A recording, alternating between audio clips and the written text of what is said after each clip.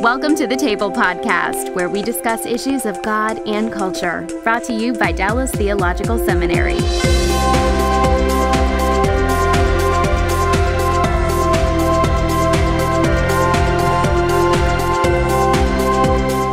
Welcome to the Table. We discuss issues of God and culture. I'm Darrell Bock, Executive Director for Cultural Engagement at the Hendricks Center at Dallas Theological Seminary. And my guest today is Reg Grant, who is going to be discussing, I guess, in-character preaching might be one way to describe it. How would you describe what we're going to be discussing? How to use, I think, first-person narratives in preaching to help establish rapport with your congregation. Okay. I think that's one way. Okay.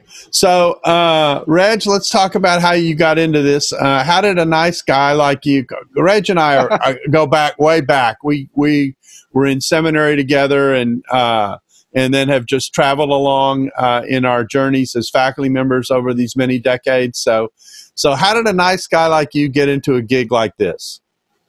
Well, it was another nice guy, my great uncle, Rocky Reagan, one of the great old cattlemen of South Texas back in the 50s. He would invite us over to his home, which was it was just an ideal story location. It was an old converted, what do you call a converted stagecoach depot. Oh, wow. That was a hotel. And he had this, he and his wife, Annie Lee, lived in this old hotel, and he had a rawhide rocker located directly underneath a wagon wheel chandelier. And every Sunday afternoon, we would go over to Uncle Rocky's, and he would tell Debbie, my sister, and myself stories of the Old West, which he eventually turned into 3 books. So we grew up in a storytelling culture, and I started telling stories and acting when I was about 8.5, and preparing for Broadway. Everything in me, even though I was a ranch hand for my dad, I started saying, "Man, I got Broadway in my sights. I really want to go there," and that's what I continued to do until the Lord really got a hold of me when I was in college. So you went to college, and then so you made it to Broadway, or you didn't make it to Broadway? College, I'm not sure where you went to school. So how's the New York part of this work? My wife and I, Lauren and I, had the tickets to go to Broadway to New York. We were going to move. Everything about both of us had trained us for New York and auditions and stuff like that. So we had the tickets to go in our hand when we were invited to a Bible study led by Greg Haig, whom you know, we're old buddies. Yep. And Greg was a pastor in Lubbock, where Lauren and I were attending tech. And I got invited to a Bible study by my old pal, Ed Quillen. And I didn't want to go, and Lauren did. And she wasn't even a believer at the time. I was, but just barely under the door. And she said, "Come on, Eddie and Mary are our good friends. It'll be the last time we see them before we go to New York, yada, yada." And I said, "Oh, okay, fine." So we wound up going to this Bible study, and my goodness, everything changed. I mean, we had never heard the Bible presented the way that Greg presented it to us. Greg, being with Chosen People Ministries now, he presented the Bible so clearly, and we were low-hanging fruit. Boy, I mean, we literally sat at his feet. You couldn't get a seat in this home that was hosted by a guy named Jeff Berta. You couldn't get a seat. So we sat on the floor at his feet, and he talked to us about the Lord and commitment to him. And we looked at each other and we said, "This is what we've been looking for our whole life." We went ahead and went to New York. We knew the dance captain of a show called Pippin. There were open auditions for a little show called A Chorus Line, you may have heard of. Yeah. And we were going to do all that. The Lord just would not let me rest. We were very unsettled there. And so we moved back to Lubbock and just waited on the Lord. And he made it very, very clear to us that he wanted us to go to seminary. So I had to do an Abraham on my love for the theater. The theater had become my Isaac. I didn't know it. And the Lord wanted me to lay it on the altar and walk away, which I did. The day I did that, I gave away my makeup kit. I know it sounds weird. I've been building this makeup kit since I was 8.5. I gave it to my old buddy, Andrew Galp, who is still working over in Fort Worth in theater. And that afternoon, that was the emotional umbilical cord that tied me to the theater. So I gave away my makeup kit. That was the last vestige. And I thought that's what the Lord wanted. And that afternoon, a friend of mine, John Ratliff, called me and said, there's this fellow at seminary you need to meet named John Reed. He's doing this thing called Christian theater. This was in 1976. And I had no idea what was going on, but the Lord used John Reed to help guide me back into theater, and in particular, theater in the local church. Well, that's interesting. So was your interest in Broadway and theater yours, or was it also Lauren's, or was she just along for the ride? No, she was along for the ride pretty much. I met her the first day of class at Tech, the first class. And we started dating, and she left her degree behind. She was going to go into, I think it was in advertising or something like that, and she wound up switching over to theater because that was my life, and we sort of grew up in theater together from that point. She was 17 when I met her. Wow. And, so was she when she moved to theater, was she thinking about acting as well, or was she doing more of the technical parts of doing theater? More behind the scenes. Yeah. But I must say she is a very good actress, and she's even a better director. But she prefers more the background and staying behind. And all of our kids got the acting bug and are doing things in theater and film now. So we're, it's just been a great ride. Wow. Well, it's great to hear. Well, that's part of the story I didn't know. And I knew that you and Greg were good friends. I just didn't know what that connection was. Okay. So this may take us a while. We're in the 1970s now. We're up to John Reed. So tell us about that. So you hit seminary thinking you'd left all this behind. Your makeup kit was now AWOL and gone, and you were ready to prepare for wherever it was God was going to take you, and you run into John Reed, and the curveball comes. So tell us about that. Yeah, John Reed was my ram in the thicket. Okay. The Lord just pointed over there and said, hey, look over there. You don't have to sacrifice the thing that I've been preparing you your whole life to do. There's another way of thinking about it. And so John helped me reorient toward local church ministry. And at that point, that was 76. Not too long after that, I met Chuck Swindoll. And we became very good friends. And I started doing, not concerts, but events of certain kinds. Events, with him, and I was sort of the dancing monkey. I'd go out and do my acting gig, and Chuck would preach, and we'd do this tag team thing. Do you have cymbals? Yeah, we have traveled. I mean, we've been all over the world together. We've been just to Israel quite a bit, Germany, all over Europe. With me doing first persons and usually Bible characters, but when we went to Europe, I would do Reformation characters like Luther and Zwingli and guys like that, John Huss. So before he got burned at the stake. That's good, because that's a bad ending. It was painful. So we have had a wonderful relationship over the years. We really have enjoyed one another's company, and being able to, just think about it, Daryl. I mean, this is an actor's dream to be able to portray Luther in Wittenberg in front of the doors. Yeah.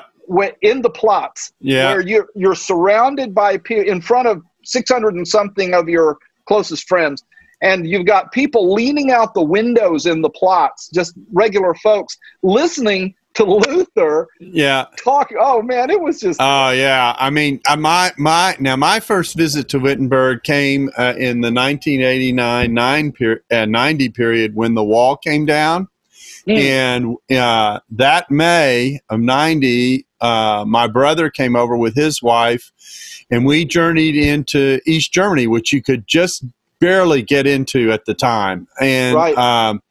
drove the road, saw Russian troops everywhere, landed at a hotel called the Adler, which Eagle, and I'll never forget this. We went to go get dinner, and we started to order off the menu, and they said, "We don't have that. We don't have that. We don't have that." So we said, "What do you have?" They said that we have rabbit. That's what we had for dinner. And so this is in the middle of East Germany. Russia's still in control, etc. When you went to East Germany from West Germany, it was like going back to the early 1950s and late 1940s. I mean, it's unbelievable. Of course, Wittenberg is an old established city that has buildings going back to when, Adam and Eve walked the earth. And so, way, way back. So I can picture the scene that you're talking about. Wittenberg has a very special place in our hearts because the visit was just so different and in some ways traumatic. In fact, my sister-in-law, we only stayed one night, and as we were leaving, she says, "I'm glad to get out of here." She was so spooked by everything that was going on. It was only us and I think one Bulgarian in the Adler that night. So anyway, wow. So that's our. Well, Daryl, the power of story in those cultures that had experienced a lot of repression for so many years, the power of story can liberate people. There's political liberation, and then there's soul liberation. Right. And when you move into a culture like that, we went into Romania right after Ceausescu fell. I've done the same thing. Yep. Within days. And it's remarkable the difference. We had people, you talked about the guy that was serving you dinner. We had waiters coming up in our hotel we were up in Transylvania. Uh-huh. And we had waiters come in and slip us, because the secret police were still out. We had waiters slipping us notes saying, "Help me get out." Yeah, we had women in babushkas coming up in the city square, the little cluster of women, and I'm standing there with them. I don't understand a word they're saying. They're just, da da da da da, and I don't know what they're saying. One of them takes off and comes back with her baby, with tears in her eyes, offering me her baby and saying, "Please take her back to the States with you, please." I mean, it's just the most desperate condition. I was there within 6 weeks after Ceausescu was replaced, going into various orphanages, taking relief, because that was another sabbatical year for me. And I went with another German theological student. We took a truck full of stuff to these 5 orphanages. And in one of the places, a lot of people will remember who watched this from a distance, all the shows about orphanages and the way in which kids were being cared for during that period. And one of the women who ran the orphanage, the second language in Romania is German. And so you can speak German with people, and most people will know German. And so we were conversing in German, and she told me a story that they would ask Ceausescu once a year for chocolate for the children for Christmas, and he would refuse them annually.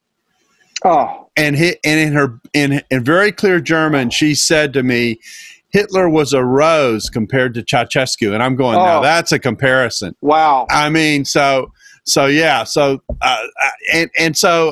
to get away from our topic, these are terrific stories, but the point is that theater, if I can say it that way, or portrayal, or as you said, stories, are able to touch people in ways that that Jack Webb and Just the Facts, Ma'am don't touch. And so another old illustration for those of you under 35, that's Dragnet. And so let's talk a little bit about that. So you met John Reed, and I take it you guys worked together on how to do this. You brought your acting background to it. He brought his theological, homiletical crafting to it, and y'all went to work. And then you had a cohort in crime to some degree, Don Regier, right, who helped record some of what you were doing and wrestled with, okay, how do we visualize what you all are doing and record what you all are doing? I think you've been so many different people. I'm surprised you don't have a split personality. I mean, you were, I think, the Louis Sperry Chafer, right, in the seminary film, and I don't know how many different characters you've done, but you've really done an array of people in your time. It has been it's been a real delight to do that. John encouraged me to do it. Don Regier, of course, with his fantastic skills in photography, helped me do that. Chuck has been a great encouragement. John and I wrote a book, as a matter of fact, a number of years ago called Telling Stories to Touch the Heart, that teaches this process of first-person narrative structure and how to go from zero to the final product. So if people are interested in getting that, you can still get it on Amazon. Telling Stories to Touch the Heart, Reg Grant and John Reed. That's great. So obviously you've done an array of people. This is a question I hate to be asked, but I'm going to ask it anyway. Do you have a favorite? I mean, is there one that you really go, man, I really like doing that one? I really, the one that surprised me the most was probably Esau. As I was studying him, you go into the research on these characters and you kind of have, because of your biblical and theological background, you sort of have a kind of a preconceived idea of what the character is going to wind up being or how he's going to be presented. Esau was a complete surprise. Well, not complete. I mean, he's a hairy man, he's red, and he's volatile. I mean, those things fit. But the change in character for him from when he wanted to kill Jacob to when he's standing beside Jacob at his father's funeral and the words that you find in Esau's mouth, the actual words he speaks at the reconciliation scene in Genesis, should have been in the mouth of Jacob, but they weren't. They were in the mouth of Esau. Esau was the one who was seeking reconciliation. Esau was the one who had, to some degree, I think, dealt with personal forgiveness, where Jacob, the very, very first thing that we see happen after that reconciliation meeting is Jacob lies and he goes in the opposite direction that he promised Esau he would go because he's scared of Esau still. That character and it's one of the ones that we present for pastors in this new collection of characters that I have that are designed for pastors and Bible teachers. So you get to see Esau up close and personal. So talk about that a little bit. What is this site that you're talking about? We started a site on my last sabbatical a couple of years ago. I received permission from the seminary to develop this website called myunderstudy.com, www.myunderstudy.com. And an understudy is someone who is a backup for the main character in a stage play or in a film. It's somebody who has to memorize all the lines and be ready to go at a moment's notice should something happen to the main character. It's sort of the idea of I am second. It's a subordinate role. It's not the star. It's the subordinate role. So we started this myunderstudy.com with the goal of helping local pastors and Bible teachers. They can go to myunderstudy.com and they can find there we started out with 10 characters, a mix of Old Testament and New Testament characters, and each character study is divided into segments, 3 to 6 segments, and each segment has its own leader guide and study guide. And so you can go to My Understudy, you can sign up for all of the characters and get everything. And now I think we still have it on for half price if they want to go and look at it. And as a matter of fact, Esau, the first installment of Esau, is available for them to look at to see what kind of work we did. It's full costume and makeup. It's in a black box theater that was generously donated by the Swindoll Ministry. And then my sons, Gabe and Nick, who are they have their own production company called Rook, ROOK Productions.com. They shot it and edited it for me. So it was a family project, and we're real happy with the end result. But mainly it's for Bible teachers and pastors who are either doing a thematic study or a character study or a book study where this character appears. And they can use it and they're real short. The little pieces are only about 2.5 to 3 minutes long. So a question to see how old you are. So when you were originally doing these, were these on videotape? I mean, how did you record the stuff that you did when you recorded it originally? How far back do you go? Yeah. Yeah, wire recorders. They, not really. No, they were. We did them originally on. The first ones we did were on videotape. Yeah. Back in the 70s. Yeah. It was videotape, and then it went to, what was it after that? DVD or mini DV or something. Anyway, we've been in every. Did you bypass VHS? No, VHS. We used VHS. An interesting thing is that since we're in COVID now, right, and I'm going through I've got all of these mini DVs and DVD, all of and VHS and High 8. I'm going through all of that and extracting all of the performances and redoing all of my lectures at DTS, incorporating all this stuff. So it's really a blessing, we're interesting. So do you have any idea how many characters you've done? A little over 30. Okay. I have a little over 30 that I've actually written and performed. That doesn't include the film characters. The film characters I did a series called In Search of the Heroes for a few years, and the Lord blessed that. We had a really good time doing it, won some awards and things like that. So those aren't included in the ones that I'm counting for the 30. So that's interesting. That sounds like it's obviously a lot of work to do these. So it sounds like you do work up about one a year. I mean, it's basically what that comes down to. I mean, so let's talk about the process of doing this. Obviously, there's study and preparation. You've got to write the scripts. From the scripts, you've got to do the staging. So take us through that sequence. I mean, I've seen you do several of these. So take us through what that involves. Most of the scripts now are commissioned. So if I have a ministry that is interested in me doing something, if I don't already have that character written and researched, I'll start with exegesis and theology, just like I'm doing a regular sermon. So I try to bracket off the audience for the first two stages of my research, exegesis and theology, because I don't want a subjective, interpretive element to enter into my exegesis. I want to try to exegete as objectively as I can and just take the text for what it claims.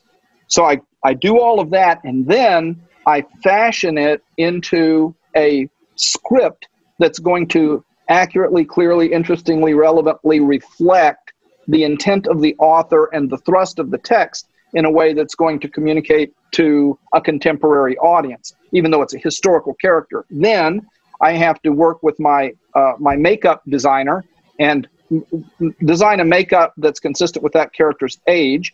That person is Gigi Coker. She's been with me for over 20 years. She helps me with all of my theatrical and film makeup. And then the next step is costuming. I work with Wendy Polvey, wonderful costumer.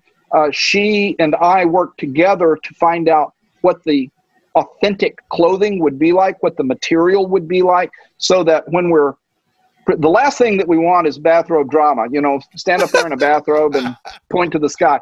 We want something that's going to be authentic and real. That would actually be pretty disturbing, Reg. So I'm glad you haven't gone there. That's what it used to be. I mean, back in the 70s, 60s, and 70s. Whoa, man, it was very sketchy. Yeah. So and then we rehearse. It takes from beginning to end. If it's a full-fledged character, and by full-fledged I mean 15 to 20 minutes performance. It takes me, depending on the character and whether it's in Greek or Hebrew that I'm having to do my work, it takes me between 3 and 6 months to get everything done. Wow. So, I think most people don't realize the level of detail that's required when you do anything theatrically. I've done consulting work on movies and that kind of thing where I get asked, okay, so what did the ancient world look like? What did a room look like? What was in it? All the stuff you never even think about because all you're seeing are the characters and all the environment that has to be created in order to do this. Now, obviously, when you're on a stage or in a church, there isn't that much additional props surrounding. There can be, but oftentimes there isn't. So you don't have as much of that to mention, but there's a lot that goes into doing something like this that is beyond just reading the text and saying, here's what I'm going to say. Mm-hmm. Yeah, I think that doing background research and finding the people that you know that you can trust that are really good. Barclay actually has really good background studies especially for New Testament backgrounds. Right. The detail that he brings to the text for the flora and the fauna that were there and architecture, it's very helpful. Right. So yeah, you go back and you dig into those details. Now here's the deal that a lot of people don't appreciate, or they just don't know, is when you find out what the environment is like, that's going to change the way that you present it, even if the people don't see everything in that environment. Right. So knowing that the flowers were in bloom when Jesus tops the hill and looks at Jerusalem for the last time changes your attitude toward the presentation of that text subtly. But all of those little subtle things add up to a big difference. So how much are you looking for, and I don't know what else to call this, so I'll just throw a term out, and if it's the wrong term, you can correct it.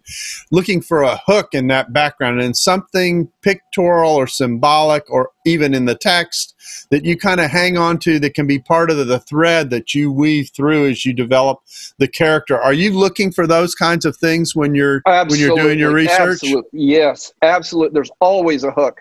And usually the beautiful thing is it's usually in the text. Mm-hmm. You usually have something in the text. For example, when I'm doing the book of Ruth, or I'm doing Ruth chapter 1, the word return is repeated 5 times in chapter 1.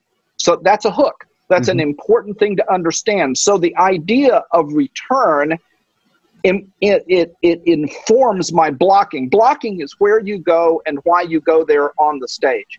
So that in the mind of the audience, all time proceeds from the audience's left to the audience's right. So if you're moving forward in time, you're moving on the stage. From the audience perspective, you're moving from the audience left to the audience right. That's progression in time. If you return, you go from the audience's right to the audience's left. So when you're blocking Ruth 1, there are a number of times when you are farther to the audience's right and you're moving back consistently to left. So you're moving from Moab back to Bethlehem. Those kinds of little details really say, let me give you another one. This one's beautiful for the musicians that are out there. If you're in Genesis and you come up against the tree of life, the tree of knowledge of good and evil, the word for tree is eitz, and in Hebrew. Well, you move forward a couple of chapters, and you're at the oracle against the woman. So Eve, the Lord says, your pain is going to be multiplied in childbearing.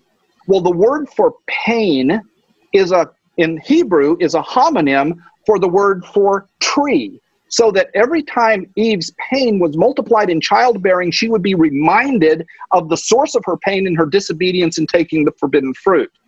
Now, we don't have any good English homonym for tree and pain that go together. So what the informed artist does, and what our students do in the Media Arts and Worship program at DTS, what they can do when they recognize that similarity is they can develop a musical theme for the tree that's subtly replicated when it comes to the oracle against the woman, so that the audience, without even being consciously aware of it, is the idea of the consequences of sin is subtly reinforced in the listening audience when they hear that repeated theme. The Old Testament, New Testament's full of that kind of stuff. Those are the hooks you're looking for. That's interesting because that brings in the whole issue of music and what another element of background that you can put into what it is that you do. Man, there are just a million different directions we could go. Let me go here. Let's talk about the stage for a second, because I remember once and I can't remember why this got sent to me, but at some point when we were interacting on something we were doing together, you sent me a diagram of the way in which staging is laid out, and you made the point about you made the point about time that you've just made, but you also made a point about stage. I guess it's good and evil and where that sits on a stage and those kinds of things. I mean, you know, I just go to the theater and I think they only have so much space they can work with. They got to go somewhere. Yeah. So talk a little bit about that, because that obviously, I mean, part of what you do when you have this, and of course you're subject to the environment that you're doing it in, whether you're in the middle of I've seen you do this in the middle of in effect, what was an ancient theater or an ancient theater space, as well as, you know, in a room, you know. So talk a little bit about how staging impacts what you do.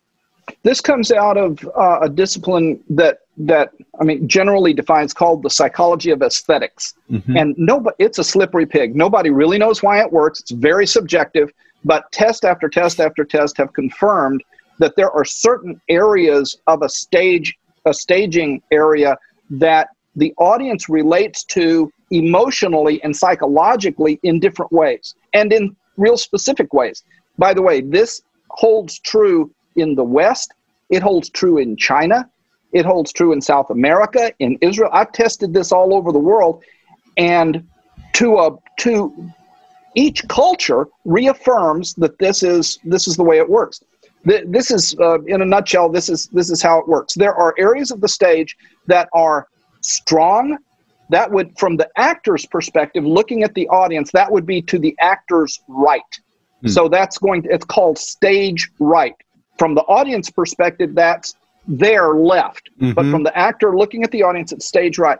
That area tends to be more psychologically and emotionally stronger and warmer. To the actor's left tends to be more psychologically cold and aloof. And then beyond that, you can divide the stage into either 6, 9, you could do 12, but why would you do that? Acting areas. Down center is the most powerful acting area there is. Confrontations, fights, conflict. Up center, that is farther back on the stage. They call it up because the stages used to be actually elevated. Take a marble at upstage and it'd roll off into the orchestra pit downstage because the audience was flat and they needed to see the characters at the back of the stage. Right. So upstage center is number 2. Downstage right is number 3. Downstage left is number 4. Upstage right is number 5. Upstage left is number 6. Those are the basic strengths and weaknesses of the staging areas. And if your character is involved in a fight, then you want them down center. If you've got Romeo proposing to Juliet and saying how beautiful she is and her eyes are like the stars in heaven, then you put that down right because it's warm and mushy and cold and intimate and warm.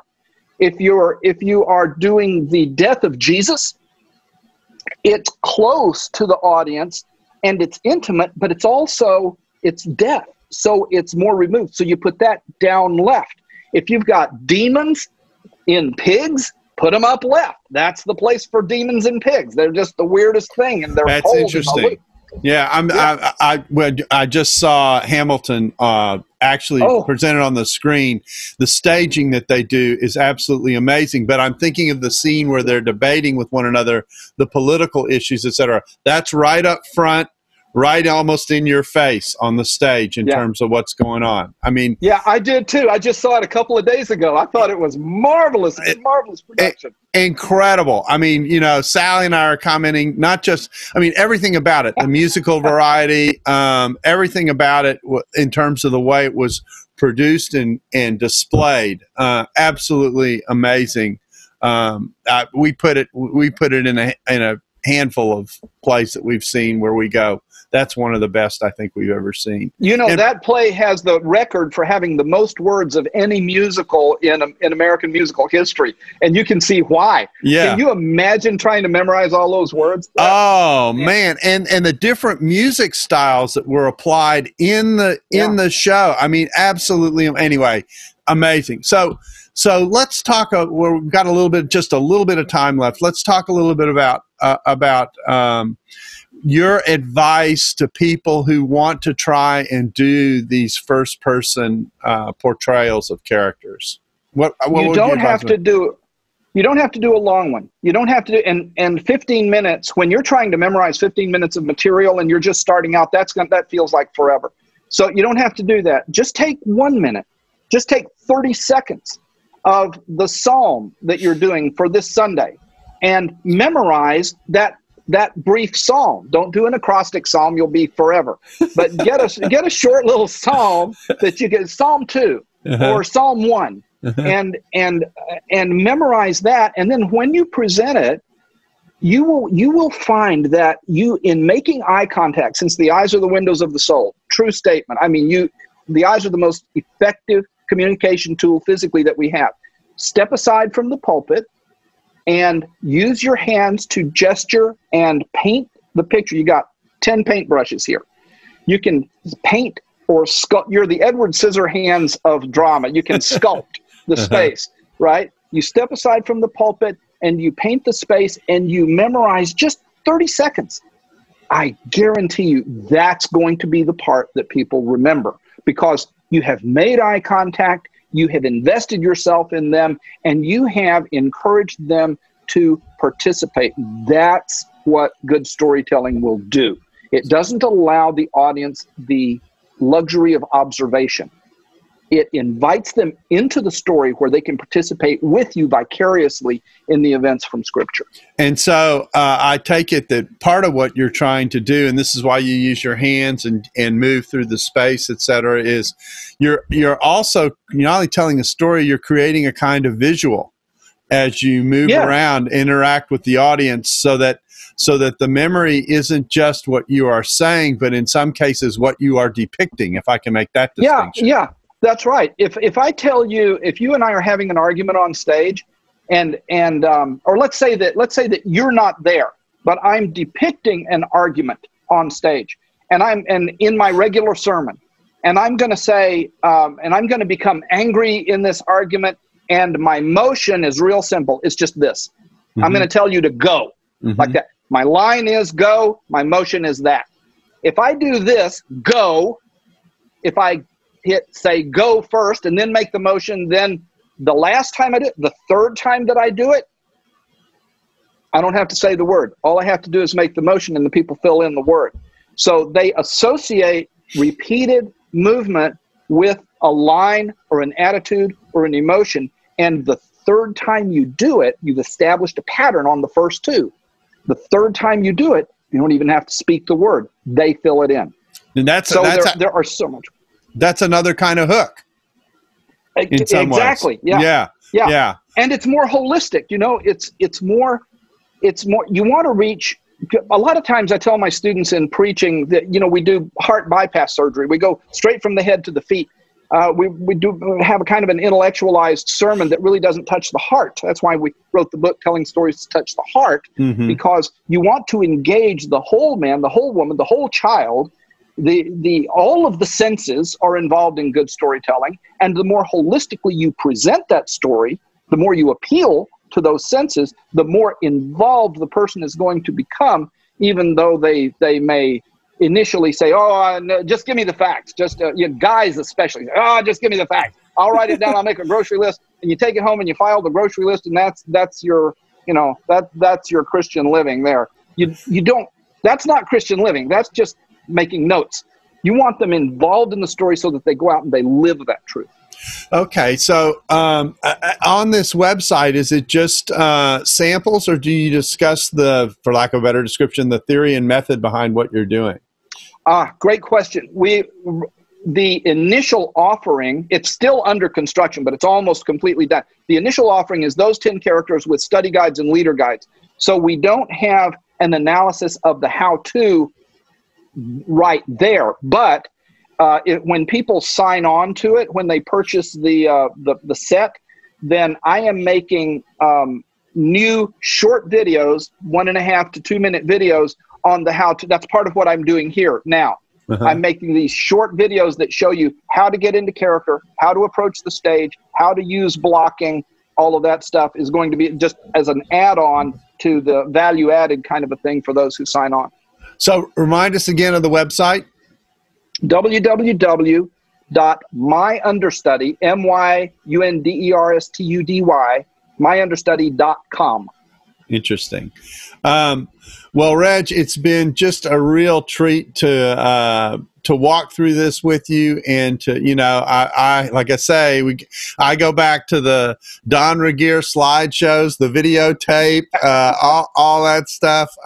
We both had a lot less gray then. In some cases more hair, and so exactly. But it's been great to walk through this with you. We thank you for what is certainly a powerful and a great alternative in ministry. And I really love the idea of these short, almost vignettes within a sermon that you can do, so that the person doesn't feel like they have to have, full Broadway and Hollywood training with a makeup kit in order to be able to do this kind of stuff. Right. So I take it you found your makeup kit again. Is that right? No, in one way or another. Told me he said whenever you come back to the theater, I will have it for you. I will keep it. And as far as I know, Andrew's still got it over there in Fort Worth. I've never gone back to get it. Interesting. Wow.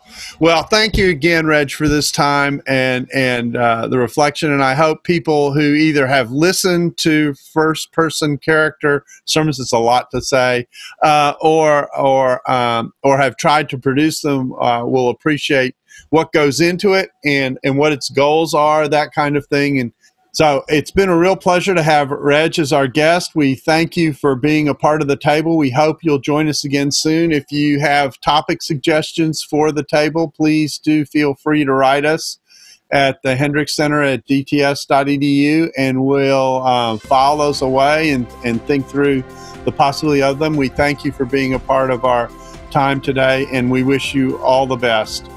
Thank you for being with us. We hope to see you again soon. Thanks for listening to the Table Podcast. For more podcasts like this one, visit dts.edu/the table. Dallas Theological Seminary. Teach truth, love well.